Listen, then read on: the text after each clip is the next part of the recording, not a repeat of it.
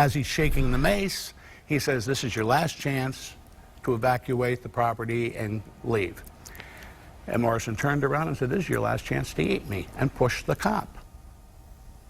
Well, that's how the Doors frontman Jim Morrison ended up getting arrested right here in New Haven. It happened 50 years ago. News 8's Kent Pierce caught up with some people who were there that night. It's tonight's Closer Look.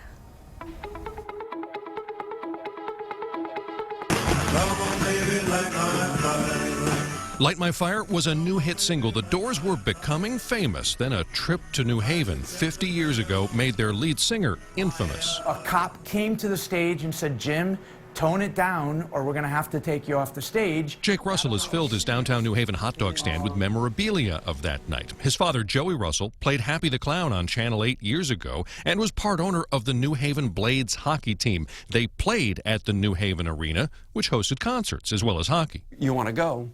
Hey, Dad, I want to go." "You're going." Jake's brothers Carl and Hannon did go to the Doors concert at the arena. It stood where the FBI building is now. A little ironic considering the confrontation Morrison had with law enforcement. Making him what we think is the first rock star to be arrested on stage. I asked Chaz and AJ in the morning what their listeners know and heard from Dean. Dean called in and said his dad was playing in a band that was opening for the Doors. Dean's father has since passed, but was a guitar player in 1967. The group that my father was in at the time, he was in a show band called Tommy and the Rivieras. If Tommy's out there listening, he's still alive. Hey, Tommy, how are you? It turns out the lead singer of Tommy and the Rivieras was out there. Tom Jeanette gave up the music business but kept his scrapbooks and remembers 1967 like it was yesterday. He remembers how the backstage area was set up. A dressing room attached to a bathroom, attached to a dressing room, so on and so forth, all the way around the building.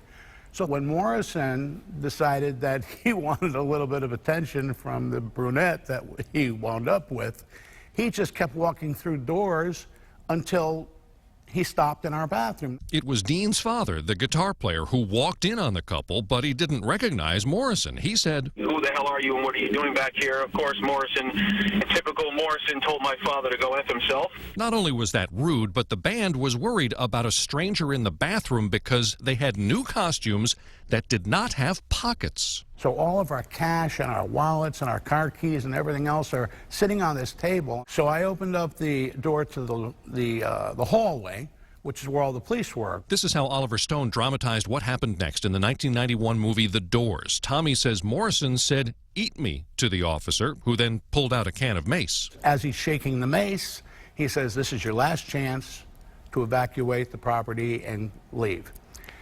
And Morrison turned around and said, "This is your last chance to eat me," and pushed the cop. So I opened up the door to the hall and hollered, "Fight!" And about 10 police came in and just proceeded to knock the hell out of Morrison. However, another witness says police never beat Morrison up.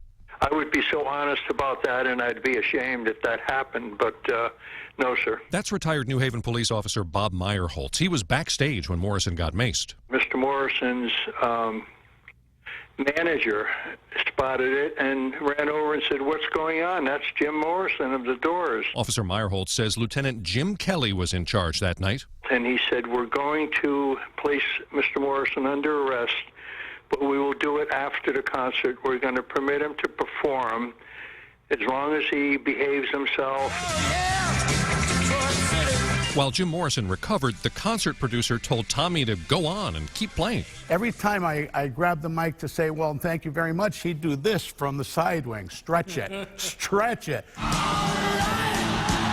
As we know from the movie, the Doors eventually took the stage. In the crowd, the Russell brothers, who had no idea what happened backstage. The bass is playing, the piano is playing, and Jim Morrison goes into one of his talks. A couple songs in, Morrison tells the crowd about his run-in with police. This little man came in, the little blue hat, little blue suit.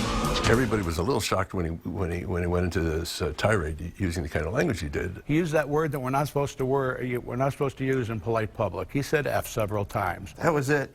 Lights go up, and all of a sudden you could now see the police starting to kind of get closer and closer to him. Then he started to talk about New Haven pigs. And Lieutenant Kelly said, no, we're not going to permit this. There is a short film clip that shows what happened. Lieutenant Kelly on the right arrests Morrison. At the very end of this clip, you'll see Officer Meyerholtz jump in and grab Morrison's arm.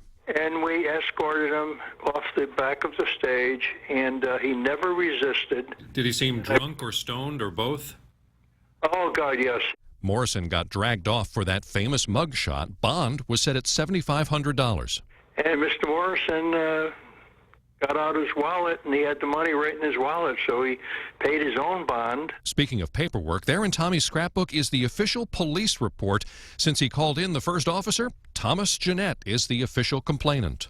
The whole thing would have faded further into memory, like the arena itself, which is long gone, except for the fact that 2 years later, in 1969, the Doors wrote another song with some very specific lyrics about the Elm City. Blood in the streets in the town of New Haven. The song is called Peace Frog, but was there really blood on the streets after the concert? This was not people rioting in the streets and burning things and everything. It was just sort of deer in the headlights look everybody had. What has going on here? Tommy says it was reporters who confronted police. So the press did what the press usually does and got in the way of the police, and the police started arresting them. Chaz and AJ in the morning. Dean on the radio had his own theory about Peace Frog. The blood in the streets thing is actually because of all the racial tension and the rioting that was going on in the late 60s. That could be, but for most people, the Doors and the town of New Haven mean one thing.